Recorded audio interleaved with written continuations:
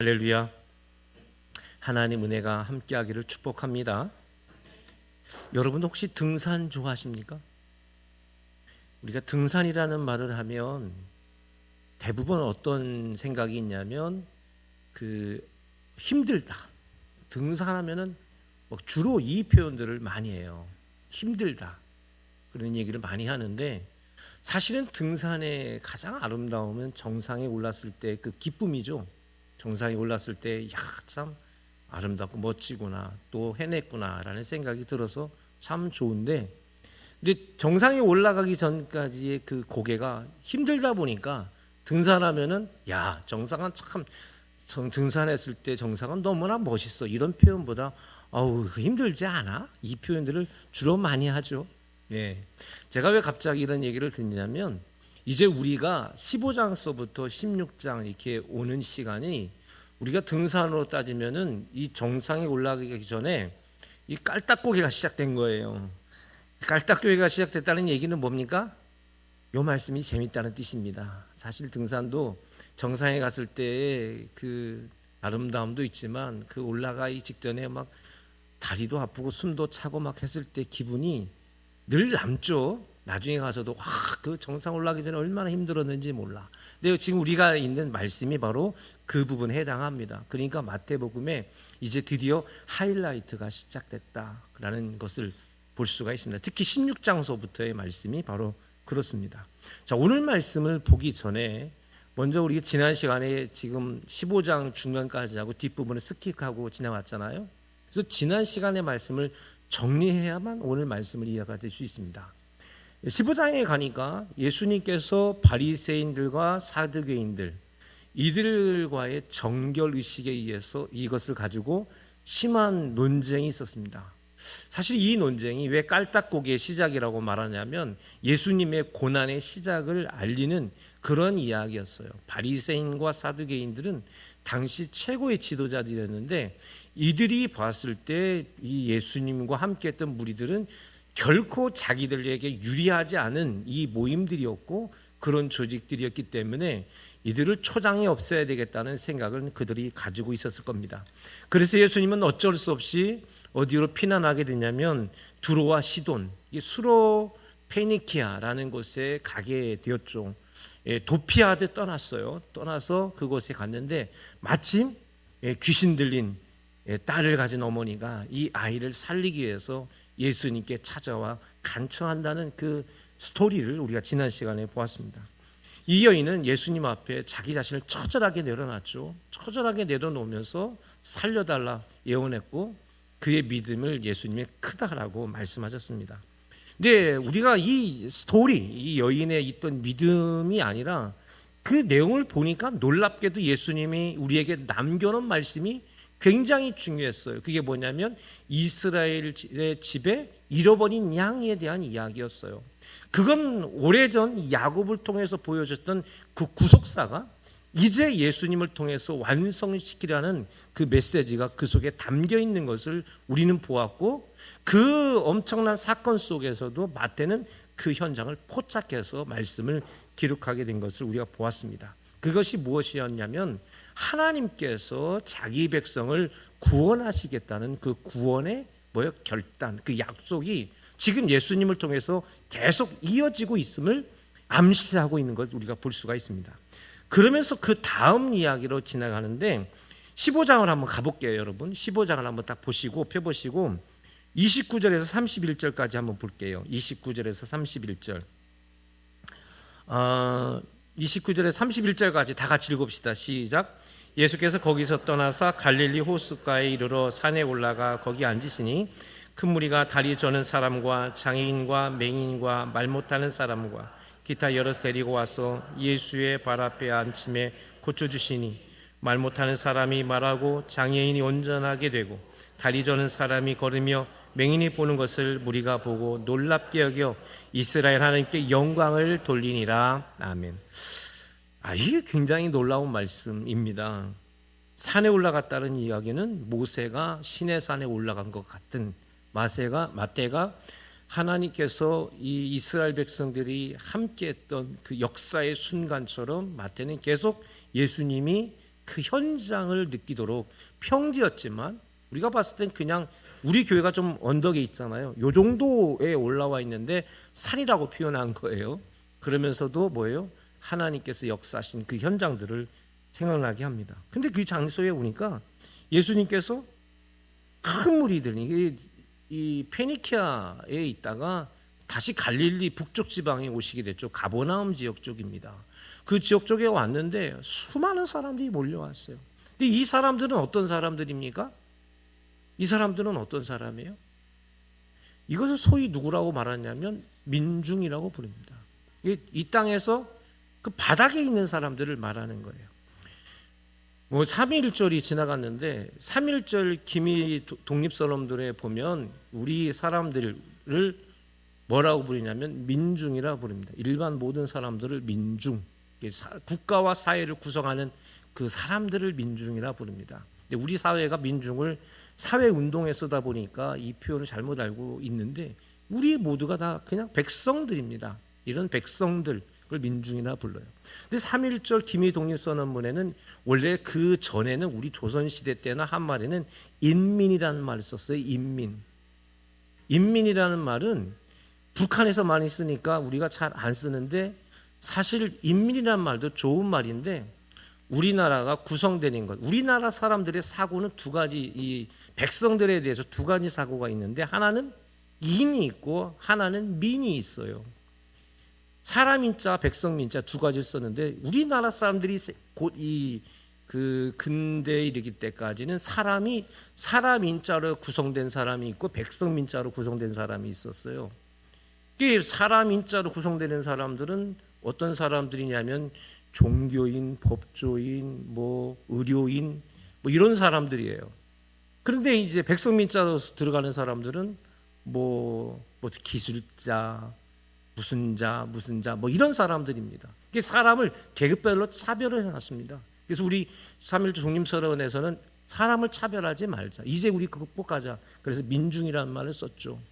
예, 그래서 오늘 말씀에서 나타난 이 사람들은 일반 백성들, 바로 우리 같은 사람들이 많이 모여 있는데, 근데 그 중에서도 어떤 사람들이 많았냐면 온갖 병자들이 다 모여 있었던 것을 이 말씀에 봅니다. 그런데 예수님께서 찾아온 이 사람들, 온갖 장애란 말은 뭡니까? 장애라는 것은 사람이 고칠 수가 있다는 거예요? 못 고친다는 거예요? 못 고친다는 얘기, 그게 장애예요. 여기서 나오는 대로 뭐 다리 저는 사람들, 맹인들, 이 말 못하는 사람, 청각장애죠. 이런 사람들 이게 고쳐집니까? 조금 더 예를 들어 전문적으로 치료해서 보니까 이게 완전한 장애가 아니었을 때 좀 도움을 줄 수 있겠지만 이때 당시 장애는 도저히 어떻게 할 수 없는 그런 존재들이었습니다. 이들이 예수님께 찾아왔는데 그들을 예수님께서 어떻게 하셨다고 그래요? 어떻게 하셨다? 고쳐주셨다라는 말을 씁니다. 이 말씀을 마태복음에는 다른 데가 아니라 마태복음만 여기에 이 장면을 기록하고 있어요. 왜냐하면 마태가 의도하고 싶은, 즉 이 하이라이트, 지금 깔딱고개가 시작되고 있는 이 이야기들이 전개가 계속 이어지기 때문입니다. 이 말씀은 어디에 나와 있냐면 이사야 35장 5절 6절의 말씀을 이야기하는 거예요. 세례 요한한테도 했던 말씀이 여기에 나오죠. 한번 가볼까요? 이사야 35장 다 같이 시작.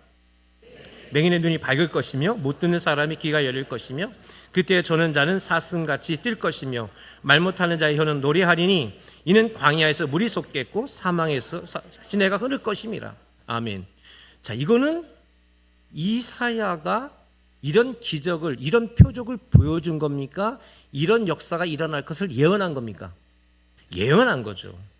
예, 바로 그겁니다. 하나님은 이사야에게 메시아, 내가 보내는 자, 그리스도가 내가 너희들에게 그리스도, 하나님이 보낸 그 메시아가 가게 되면 이런 역사가 있을 거라는 예언을 했습니다. 그러니까 이사야의 저 말은 표적이 아니라 뭐예요? 예언이에요. 그렇죠? 예언입니다. 그런데 오늘 말씀은 29절부터 31절까지는 이것은 예언입니까? 표적입니까? 표적이죠. 표적이라는 건 뭡니까? 이 일을 행하신 분은 하나님이 보낸 그 표시다라는 뜻입니다. 표시. 즉 하나님께서 이사야의 선지자를 통해서 약속하신 그 약속이 누구를 통해서? 예수님을 통해서 성취되어졌다라는 것을 마태는 기록하고 싶었던 겁니다. 바로 그 이야기가 바로 이야기죠.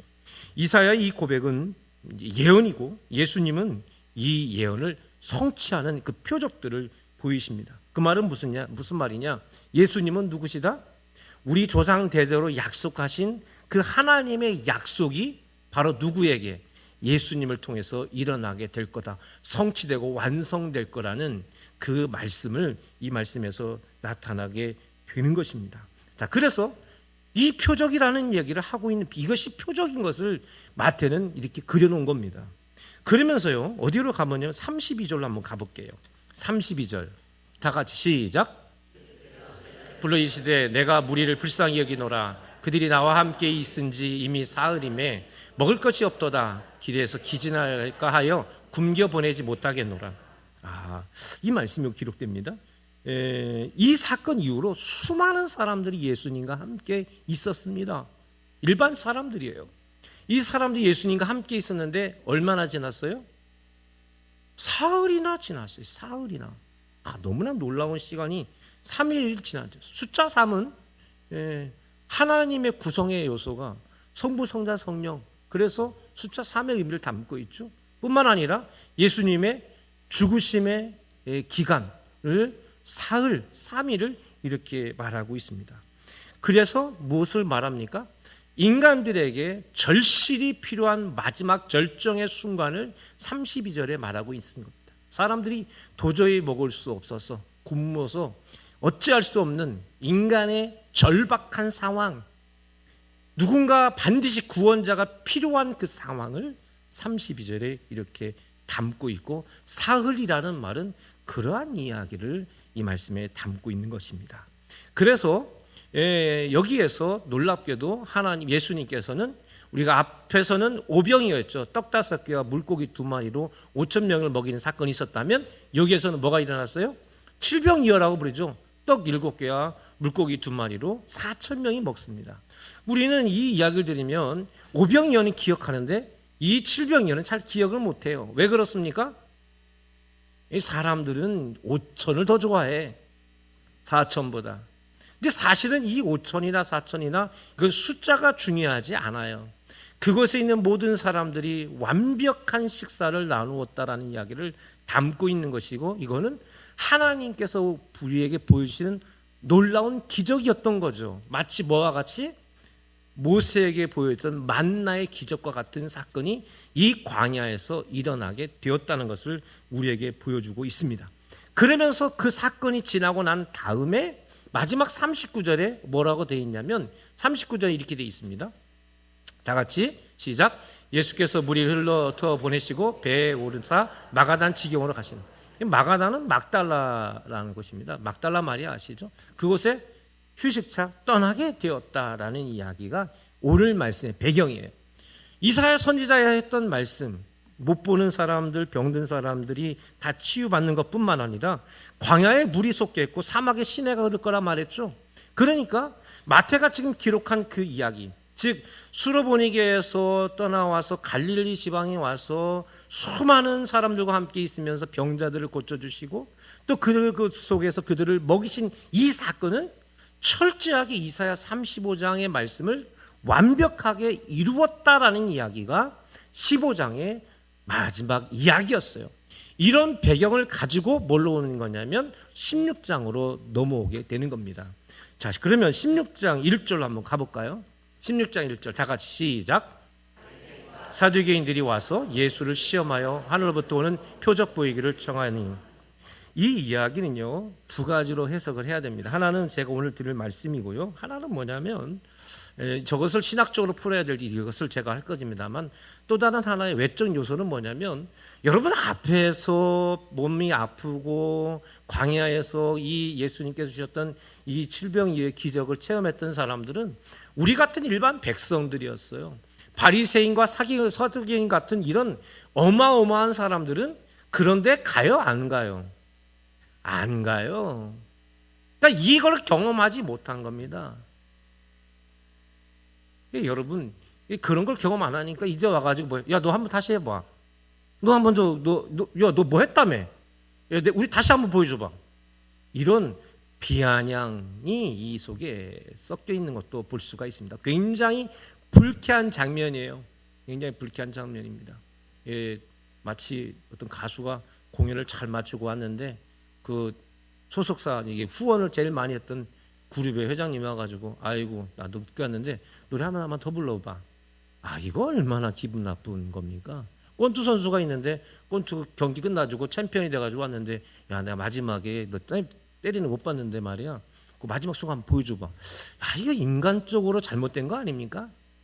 근본이 잘못된 인간들이죠. 근본이 잘못된 인간들. 이제 바리새인과 사두개인들이 그런 인간들이에요. 예수님 앞에 그렇게 한 겁니까? 뭘로 본 겁니까? 나는 인이고 너는 민이다 이렇게 본 겁니다. 나는 사람이고 너는 그냥 일반 백성이다.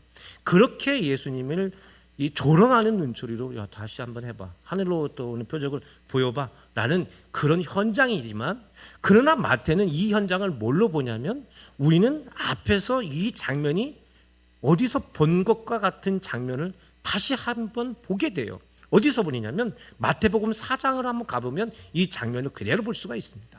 마태복음 4장 1절에서 3절까지 말씀인데요. 같이 읽어봅시다. 시작. 그때 예수께서 성령에 이끌려 마귀에게 시험을 받으러 광야로 가사 40일을 밤낮 금식하신 후에 줄이신지라. 시험하는 자가 예수께 나와 이르되 내가 만일 하나님의 아들이거든 명하여 이 돌들로 떡덩이가 되게 하라. 아멘. 예, 이미 예수님은 성령과 함께하고 계셨잖아요. 그렇죠? 하나님의 본체신 분들이잖아요. 그런데 뭐예요? 그 장면에서는 뭐였습니까? 예수님이 성령의 이끌림을 받고 있는 장면에서는 마귀가 교묘하게 빠져 있다가 예수님께서 광야에서 금식하고 기도하는 동안에 그때 약한 상태에서 나타나서 네가 하나님의 아들이든 이 돌이 떡덩이가 되게 하라. 오늘 1절의 말씀과 정확하게 같은 이야기죠. 왜냐하면 하나님의 아들이여든이라는 표현은 뭐와 같은 겁니까? 하늘로부터 오는 표적과 같은 말이에요. 같은 말입니다. 하늘로부터 보는 표적, 즉 네가 하나님의 아들이냐라는 이 이야기가 하늘로부터 오는 표적과 같은 말로 쓰여졌다라는 얘기입니다. 그러니까 이 사탄의 그 예수님께서 이 공생애를 시작했던 그 순간, 오늘 우리가 입고 있는 것은 이 예수님의 십자가의 하이라이트에 들어간다면 4장은 예수님의 사역의 출발점이잖아요.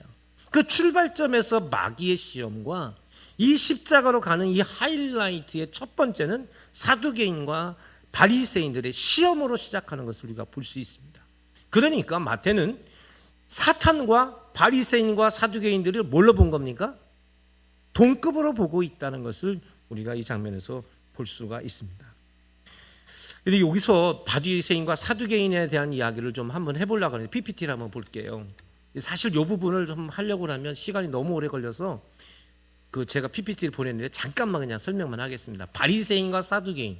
바리새인은 분리된 사람이란 뜻입니다. 파리사이라고 해야 됩니다. 사두개인들은요, 다윗 시절의 대제사장의 이름이 사독이었습니다. 그래서 그 이름을 따서 사두개인이라고 이렇게 사독의 이름이 변화돼서 사두개인이라 부르게 됩니다. 바리새인과 사두개인들, 이 PPT를 한번 그 다음 장 넘어가면 요거 넘어갈게요. 이 공통점은 넘어가고요. 요것만 볼게요. 이들의 신학적 관점은 뭐였냐면 이들은 전통과 즉 율법이라고 하면 토라예요. 창출내민신 토라와 그 뒤에 예언서들, 또 성문서들을 같이 연구해서 성경을 해석하는 사람들입니다. 그러면서 뭐예요? 부활을 믿었고 천사를 믿었고 영적 세계를 믿었습니다. 반면 사두개인들은 모세 율법 토라만 그들은 인정해서 나머지는 다 인정하지 않았습니다. 이게 부활이 어디 사람이 죽었는데 어떻게 살아나? 이 사두개인은 전혀 믿지를 않았습니다. 천사는 당연히 없다고 생각했고 영적 세계도 그들은 믿지 않았던 사람들이었습니다. 정치적으로 보면 우리나라도 요새 보수다 진보다 이야기하잖아요. 이 바리새인들은 보수적인 성향을 가지고 있었어요. 반로마 입장에서 대중들과 함께 하면서 굉장히 보수적인 사람들이 바리새인들을 했다면 이 사두개인들은 굉장히 또 진보적인 사람들이에요. 친로마 민족 정신 뭐 그런 거 없고요. 뭐 로마와 함께 돈만 벌 수 있으면 뭐든지 좋았습니다. 근데 이 사람들은 뭐예요?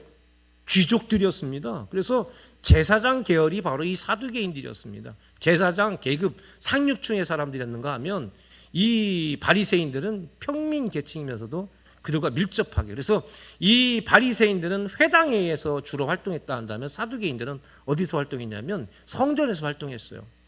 그래서 이때 당시 예수님 당시에 3대 분파가 가장 유명한 게 사두개인들, 가장 권력자들이었죠. 그래서 사실은 이 바리새인들은 사두개인들에 대한 열등감도 좀 많았어요. 왜냐하면 신분적으로 훨씬 더 이 사람들은 제사장 계열들이 많았기 때문에 사두개인들, 그 다음에 우리는 로마와 세상과 분리된 삶을 살자.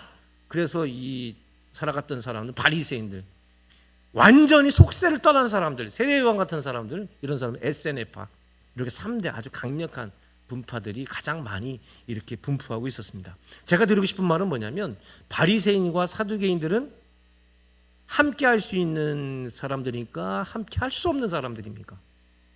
이 사람들은 근본적으로 같이 있을 수가 없는 사람, 만나면 싸우는 사람들이요. 만나면 싸워요. 우리나라도 왜 자꾸 싸우는지 모르겠어.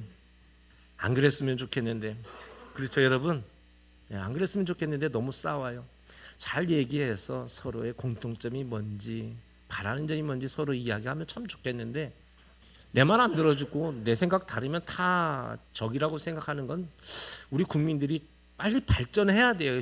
시민의식들이 발전해야 됩니다. 좀 안타깝다 생각이 듭니다. 자, PPT를 넘겨버리고요. 무슨 얘기냐면 이들은 같이 있을 수, 한 자리에 있을 수 없는 조직들입니다.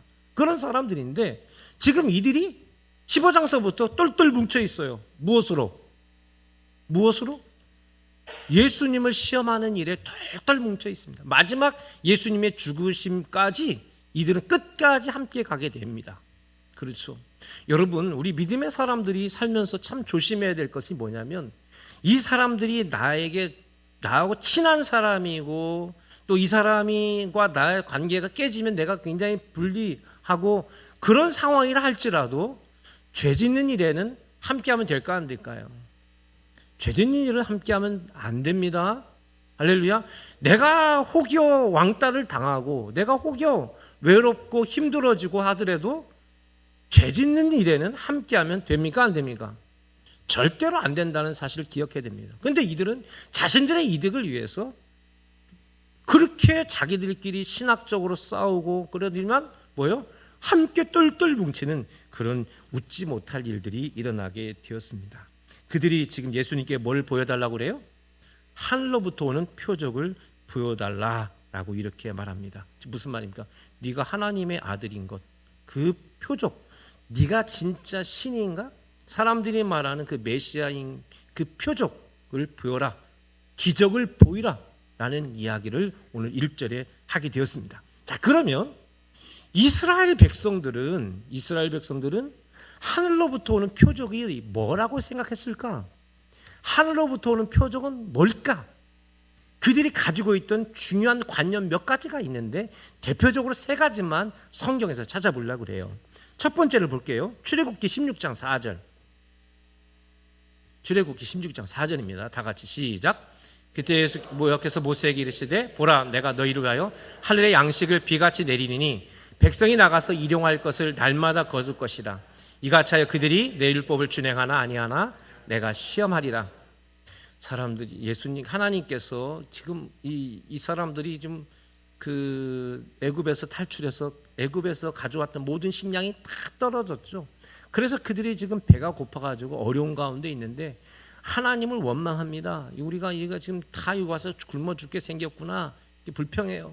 그러니까 하나님께서 모세를 통해서 내가 하늘의 양식, 하늘로부터 오는 양식을 비같이 내겠다. 그래서 나중에 그것을 만나라고 부르게 되는데 백성들이 분명히 하나님이 뭐라고 말해요? 이거 내가 분명히 준다. 그런데 뭐라고 말씀하시냐면 월요일서부터 언제까지? 월요일서부터라고 하면 안 되길 거예요. 6일 동안 내리고 그리고 마지막 7일은 이제는 내려요 안 내려요? 안 내리죠. 그렇죠. 그렇게 하겠다고 하나님께서 분명히 이야기를 했어요. 얘기를 했는데 백성들이 어떻게 합니까? 7일째도 나가요 안 나가요? 나간다고요. 이게 무슨 말이에요? 내가 가서 만나를 미처 준비를 못했다는 뜻이에요. 이게 하나님의 기적이라는 것을 믿지 않은 거예요. 하나님의 기적이 아니라 여기는 원래 그런 땅인 줄 알고 있었더란 말이에요. 그런데 하나님께서 철저하게 이 규칙을 지키시잖아요. 이게 무슨 말입니까? 하나님의 역사하심이라는 것을 보여주는. 그런데 유대인들에게 있어서 하늘로부터 이 사람이 메시아라고 말할 때 그 첫 번째 표적은 모세와 같이 만나를, 백성들의 경제, 백성들의 배고픔을 책임져 줄 사람이 뭐예요? 첫 번째 이 메시아의 자격이 되는 겁니다. 이 첫 번째 저 말씀이 바로 하늘로부터 오는 표적이라고 말할 수가 있습니다. 두 번째에는 뭐가 있냐면요, 여호수아 10장에 한번 가볼게요. 여호수아 10장 12절 13절 시작.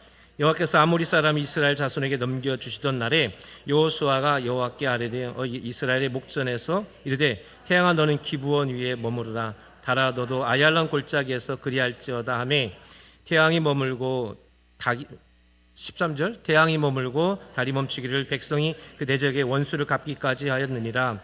야살의 책에 태양이 중천에 머물러서 거의 종일토록 솟기 내려가지 아니하였다고 기록되지 아니하였느냐.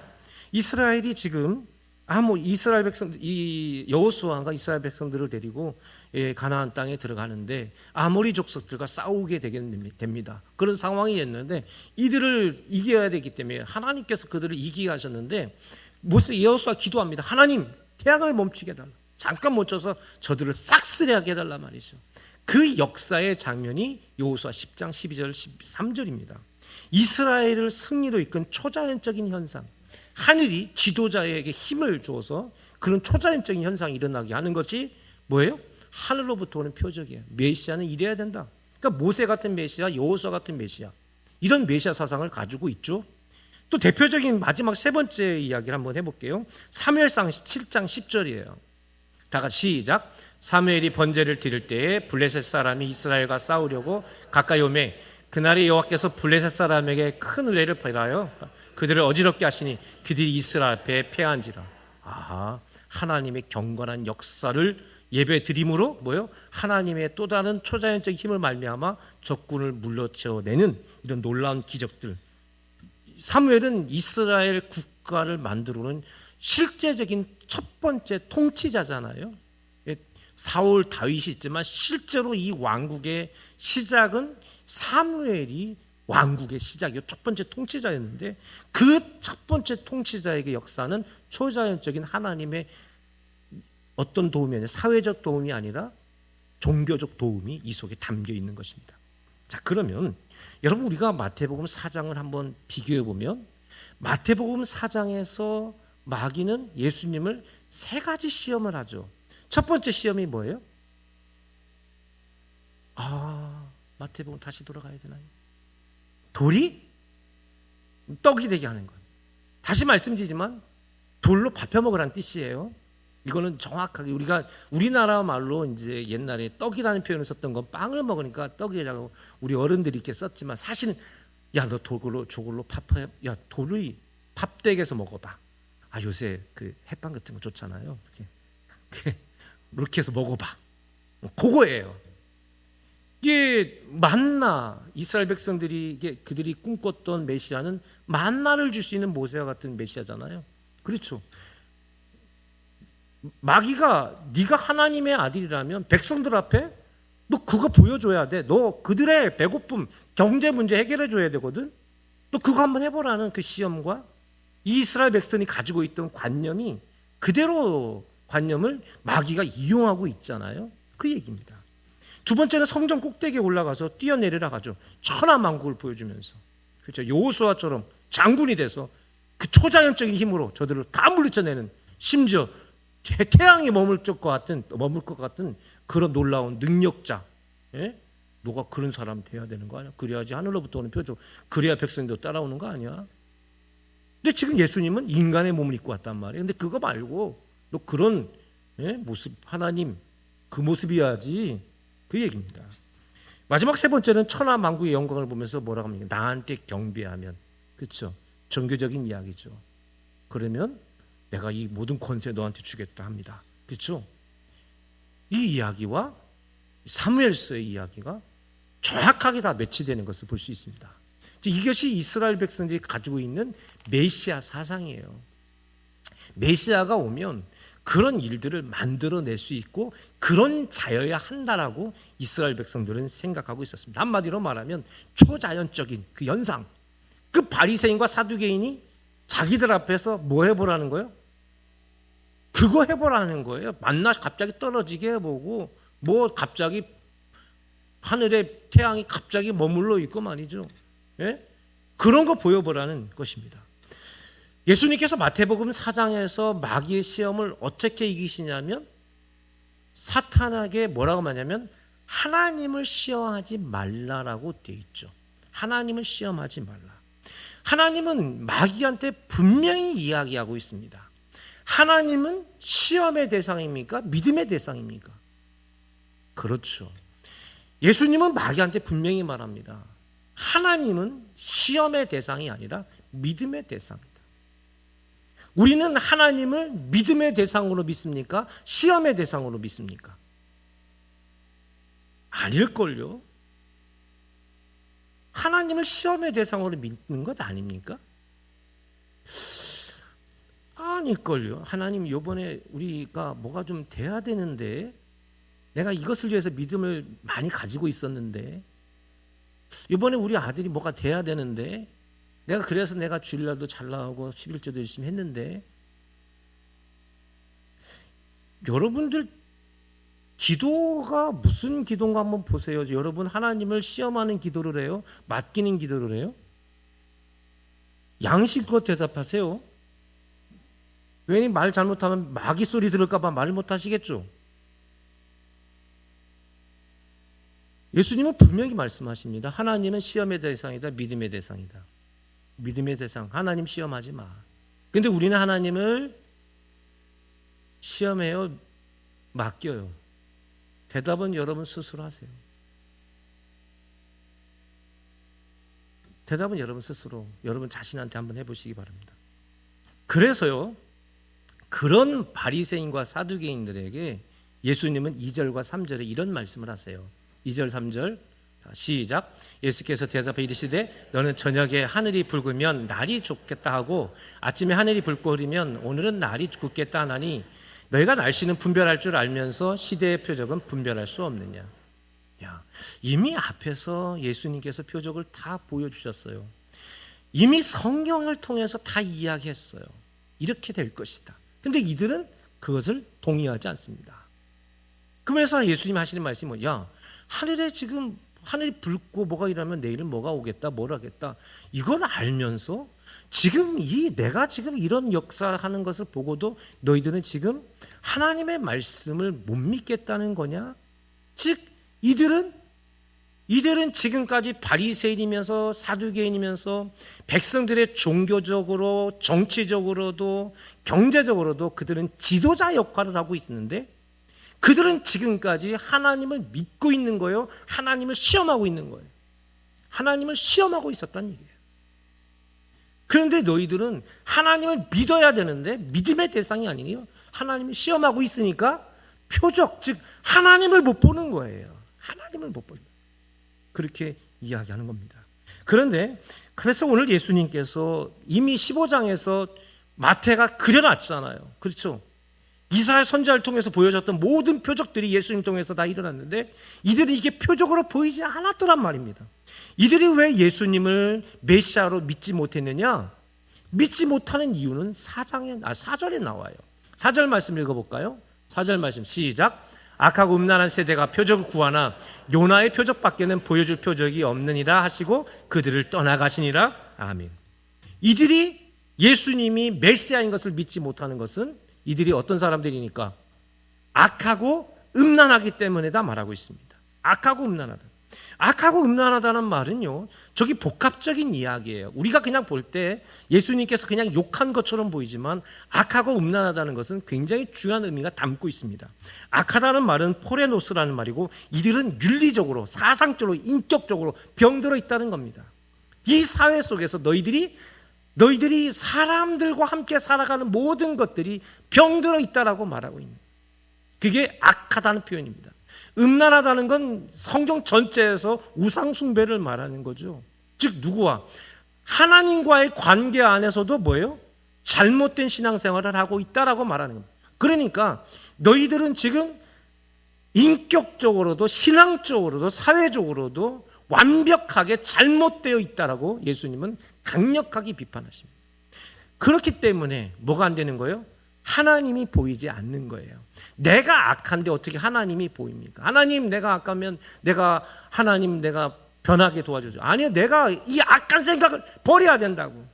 내 욕심과 내 죄된 생각을 버려야 하나님 보이지. 그 생각 다 가지고 있으면서 하나님 도와달라고 시험하는 사람들이 현대인들이라고 말해요. 내 욕심과 내 자만심과 내 투기로 가득하면서 하나님의 은혜를 보고 하나님의 역사함을 바란다면 죽어도 보이지 않는 거죠. 왜요? 악하고 음란하기 때문입니다. 그런 자에게는 뭐밖에 보여줄 수 없다? 요나의 표적밖에 보여줄 게 없다라고 말합니다. 이 장면이 놀라워요. 왜 시간이 벌써 이렇게 나갔네. 큰일 났습니다. 이제 시작인데. 마태복음이 놀랍게도 마태가 요나의 표적을 2번이나 이야기해요. 앞에서 한번, 12장에서 한번, 오늘 16장에서 한번 나와요. 자, 12장 한번 가볼게요. 12장 빨리 갑시다. 12장 38절, 39절 제가 40절까지인데요. 12장 마태복음 12장 38절 제가 읽어드려 볼게요. 그때 서기관과 바리새인 중 몇 사람이 말하되 선생님이여 우리에게 표적 보여주고 원하나이다. 똑같죠 오늘 말씀하고. 예수께서 대답하여 이르시되 악하고 음란한 세대가 표적을 구하나 선지자 요나의 표적밖에는 보일 표적이 없느니라. 뭐였어요? 똑같죠. 그런데 제가 40절 안 알려줬어요. 40절 제가 읽어드릴게요. 요나가 밤낮 사흘 동안 큰 물고기 뱃속에 있었던 것 같이 인자도 밤낮 사흘 동안 땅속에 있으리라. 자, 우리가 이걸 딱 보았을 때 예수님께서 이 표현을 보였냐면 12장에서는 예수님이 안식일에 손 많은 사람을 고쳐줬어요. 그러니까 바리새인과 서기관들이 와서 뭐라고 말합니까? 사두개인들은 직업이 서기관들이었죠. 제사장 아니면 서기관, 그 사람들입니다. 똑같은 사람들. 이들이 저 예수가 바알세불 마귀의 왕의 힘을 입어서 저짓하는구나 이렇게 비방했어요. 그러고 나서 예수님께서 하신 말씀이 뭐냐면 요나의 표적, 악하고 음란한 세대한테 요나의 표적밖에 보여줄 게 없다라고 했는데 40절 말씀을 덧붙여요. 요나가 사흘 밤낮 큰 물고기 뱃속에 있었던 것 이야기하죠. 예수님께서 십자가에서 죽으시는 것을 이야기하고 있는 장면입니다. 근데 오늘 말씀을 한번 4절로 한번 가보세요. 오늘 말씀 4절로 돌아가 보면 어떻게 되어 있나 한번 볼까요? 악하고 음란한 세대의 표적을 구하나 요나의 표적밖에 보여줄 것이 없느니라 하시고 뭐라고 되어 있어요? 딱 끊어버리죠. 12장에서는 십자가의 죽으심을 이야기했는데 오늘 말씀에는 그 얘기가 안 나와요. 그렇죠. 즉 요나의 표적에는 과정이 있고 결론이 있는데 요나서의 과정은 요나가 물고기 뱃속에서 3일 동안 구원을 위한 기도를 했잖아요. 구원을 위한 기도. 예수님께서 인류를 구원하기 위해서는 예수님께서 십자가에서 돌아가셔야만 하는 구원의 과정이 필요한 거죠. 요나서의 결론 부분이 바로 마태복음 16장 4절을 말하는 거예요. 요나서의 결론. 그럼 요나서의 결론은 어떻게 되어 있느냐? 요나서 4장 10절 11절입니다. 다 같이 시작. 여호와께서 이르시되 내가 수고도 아니하고 재배도 아니하였고 하룻밤에 났다가 하룻밤에 말라버린 이 박농쿨도 아꼈거든. 하물며 이 큰 성읍 니느웨는 좌우를 분별하지 못하는 자가 12만 명이요 가축이 많이 있나니 내가 어찌 아끼지 아니하겠느냐. 박농쿨이 막 올라와가지고 햇빛을 가려줘가지고 이 니느웨 성이 망하나 안 망하나 이렇게 봐야 되겠다 이렇게가 딱 있는데 벌레가 와가지고 박농쿨을 다 갈가면 말라버리니까 햇빛이 막 들어왔어요. 그러니까 요나가 뭐라고 말해요? 너무 더워 죽겠구나. 내가 오늘 딱 죽었으면 좋겠다 말이죠. 그렇게 하죠. 그 하나님께서 마지막에 요나서의 이게 결론이에요. 이게 그렇게 딱 끝납니다. 요나서가. 요나서의 가장 신비로움이 뭡니까? 우리는 요나서를 보면 하나님의 말씀에 불순종해서 니느웨로 가라고 했는데 다시스로 갔습니다. 그래가 그가 이 풍랑이 있는 바닷속에서 제비 뽑아서 결국에는 큰 물속 빠졌는데 물고기가 삼켜가지고 거기서 기도해서 살아나서 다시 니느웨 갔습니다. 주로 요것만 보잖아요. 근데 요나서는 이게 결론이 아닙니다. 다시 말씀이냐, 성경은 사람이 결론이 아니에요. 성경은 누가 결론입니까? 하나님이 결론이라고요. 근데 요나서의 결론이 요거였다고요. 왠지 이상하지 않습니까? 요나서는 결론을 내리지 않아요. 이것이 열린 결론이라는 겁니다. 요나서의 가장 놀라운 특징이 뭐냐? 결론을 누가 내려야 된다는 거예요? 너희가, 요나야, 네가 이제 결론 내려봐. 네가 하나님이라면 넌 어떻게 해야 되겠니? 이거를 하나님이 요나한테 맡긴 거예요. 요나서의 놀라운 점은 바로 그겁니다. 하나님이 우리 요나서를 통해서 우리에게 말씀하시는 것은 순종 불순종이 아니라 너희가 내 마음과 같니 안 같니? 너 내 마음을 아니? 아니? 그 이야기를 하고 있는 거거든요. 이 요나의 마음은 뭐였나요? 니느웨가 망하는 거였습니다. 그렇죠. 저 나라가 완전히 망하는 겁니다. 바리새인과 사두개인들이 원하는 게 뭐였습니까? 로마가 망하든지, 저 병든 사람들, 저 아프고 장애를 갖고 있는 사람은 다 죽어야 돼. 왜? 저 사람들 죄 때문에 태어났으니까. 이 땅에 죄가 없고 우리 같은 그런 엘리트들만 살아나는 그런 세상. 그게 바리새인과 사두개인들의 꿈이었다고요. 그런데 10절과 11절에 보면 하나님께서 뭐라고 말합니까? 박넝쿨을 어떻게 했다고 돼 있어요? 아꼈다고 돼 있어요. 11절에는 내가 가축도 많이 있나니 좌우를 분별하지 못하는 사람들이, 또 가축들이 얼마나 된대요? 많다. 그걸 어떻게 했다는 겁니까? 아꼈다라고 되어 있습니다. 아꼈다는 말이요, 히브리어는 후스입니다. 우리말로 발음하면 불쌍히 여겼다는 뜻입니다. 네가 박넝쿨을 불쌍히 여겼잖냐? 하나님의 언어적 유예예요. 내가 저 사람들을 아끼는 것. 왜? 내가 지었으니까. 그렇죠. 오늘 본문 가서 한번 가볼게요. 오늘 본문 1절로 한번 가볼게요. 1절로 가면, 오늘 본문 1절이 아니라 우리가 15장에 가면 예수님께서 이 15장 29절에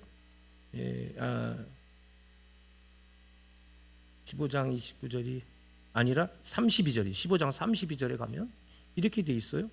예수께서 제자들을 불러 이르시되 내가 무리를 뭐한다? 불쌍히. 요나서에서 하나님이 아꼈다는 말은 불쌍히 여겨서 구원했다는 말이거든요. 후스. 이방 사람인데도 불구하고 하나님은 그들을 불쌍히 여김으로 살려내요. 구원해내요. 예수님은 이 땅의 수많은 병자들, 죽어 마땅한 존재들, 죄인들, 그들을 엘레이손, 불쌍히 여겼기 때문에 구원해 주시는 거라. 이게 요나서의 결론이에요. 예수님의 십자가의 결론도 뭐예요? 구원이에요. 그 구원의 이유는 뭡니까? 우리가 불쌍해서입니다. 우리가 불쌍해서. 그래서 예수님께서 오늘 4절에서 결론 없이 딱 끝내버리는 것은 요나서의 결론과 똑같은 거예요. 소름 끼칠 정도로 오늘 4절과 요나서는 그대로 이 매치기 되고 있는 겁니다. 놀라운 장면입니다. 성도 여러분, 오늘 말씀은요, 결국 마태복음을 통해서 마태는 우리에게 질문하는 거예요. 마태는 지금까지 자기가 하나님 앞에 온전한 사람이 되려고 노력했는데, 그게 아니라 자기가 하나님의 자기를 불쌍히 여겨져서 구원받았고, 그래서 나는 그 구원받은 사람으로 내가 이 땅을 어떻게 바라보아야 될 것인가에 대한 질문을 스스로 내리게 되는 거예요. 마태복음 우리에게 그 말씀을 하는 거예요. 너희들은 세상을 어떻게 볼 것이냐. 요나의 표적을 통해서 보여주는 건 그겁니다. 너희들이 결론을 내려봐라. 너희가 결론을 내려라. 이 질문을 하고 있는 것입니다. 내가 거대해지는 것으로, 내가 대단해지는 것으로 하나님의 살아계심을 믿는다고 말하는 것은 하나님을 시험하는 것이죠. 그게 아니라 하나님의 마음을 알고 그 하나님의 마음을 누군가에게 전할 수 있을 때 그것을 하나님을 믿는 것이죠. 하나님을 믿는다는 것은 하나님의 그 놀라운 역사가 예수님을 통해 일어났듯 오늘 나에게도 그러한 일이 일어날 수 있다는 것을 요나서가 요나에게 말씀하신 거고, 하나님이 요나에게 말씀하신 거고, 오늘 예수님은 바리새인과 사두개인들이 그 얘기를 하고 있는 거예요. 마태는 그것을 발견해냈습니다.